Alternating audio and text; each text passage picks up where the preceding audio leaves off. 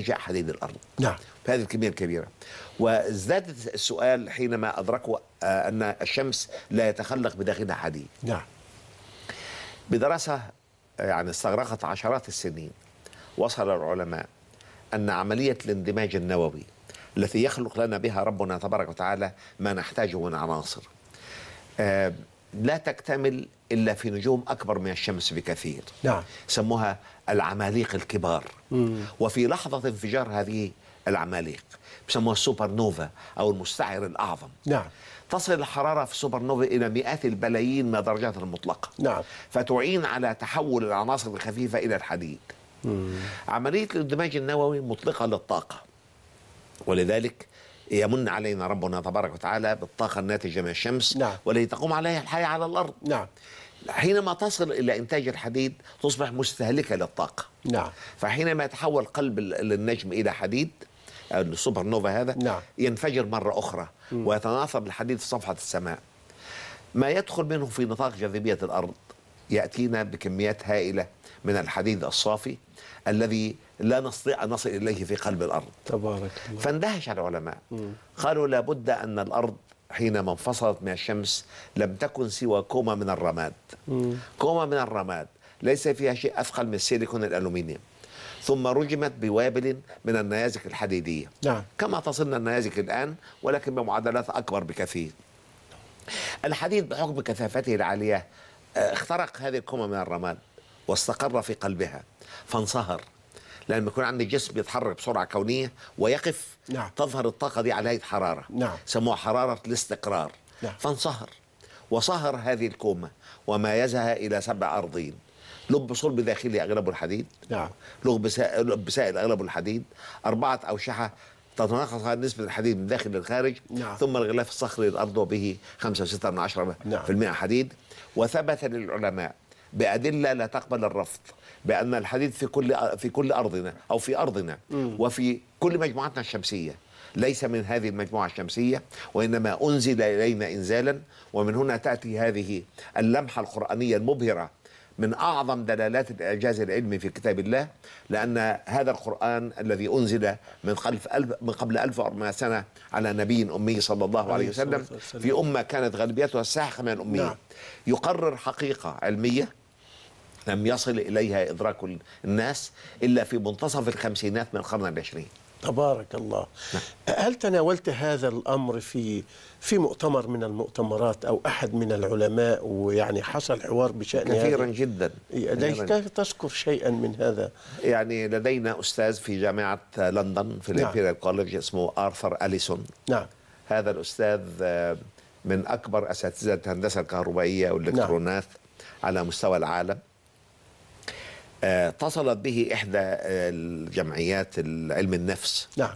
وسألوه يعني بروفيسور أليسون بكل إمكاناتك العلمية الهائلة واختراعاتك وأجهزتك، هل تستطيع أن تثبت لنا أن الإنسان فيه روح ولا ما فيهوش روح؟ نعم. والغربيون لا يؤمنون بالروح، يعني أغلبهم لا يؤمنون بالروح. قال والله أحاول. فبدأ ينزل إعلانات في الجرايد يريد متطوعين يأتون إليه بطريقة دورية يقيس الطاقة المنبثقة من أجسادهم وهم أحياء، ثم إذا ماتوا أهاليهم يبلغوه، يجري إلى البيت يقيس هل فقدوا شيء من الطاقة أم لا. وظل يقوم بهذا العمل لفترة طويلة. نعم. فجاءه شاب من مصر من الشباب المتفتح الفاهم لدينه، فراح يعمل دكتوراه تحت إشرافه. فلقاه بيعمل العملية دي، فقال له بروفيسور أليسون أنت تعب نفسك وتعب الناس بدون داعي. قال له إيه البديل؟ نعم. قال له والله البديل في غاية البساطة. قال له إيه هو؟ قال له قس فرق الطاقة للفرد الواحد يقظا ونائما. نعم. قال له إيه العلاقة بين النوم والموت؟ قال والله أنا لا أدري، لكن القرآن يساوي بينهما. نعم. وقرأ عليه الآية الكريمة التي يقول فيها ربنا تبارك وتعالى الله يتوفى الأنفس حين موتها والتي لم تمت في منامها فيمسك التي قضى عليها الموت ويرسل الأخرى إلى أجل مسمى. تبارك الله. فاندهش الرجل. صحيح القرآن يقول هذا الكلام، جاب له ترجمة معنى القرآن الكريم. فبدأ يقيس فرق الطاقة بين الفرد الواحد يقظا ونائما. نعم. فوجد أنه يكاد يقترب إلى فرق الطاقة بين الإنسان حيا وميتا. تبارك الله. فجاء إلى القاهرة وأسلم في الأزهر الشريف في أول مؤتمر عقد للإعجاز هنا، وغير اسمه إلى عبد الله أليسون، وله موقع على الإنترنت يدافع عن الإسلام وينافع عنه بقدر ما يستطيع. تبارك الله. بآية واحدة. تبارك الله.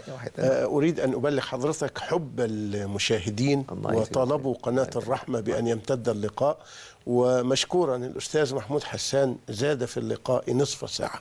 طيب، إجلالا لعلمك واستجابة لرغبة إخواننا المشاهدين.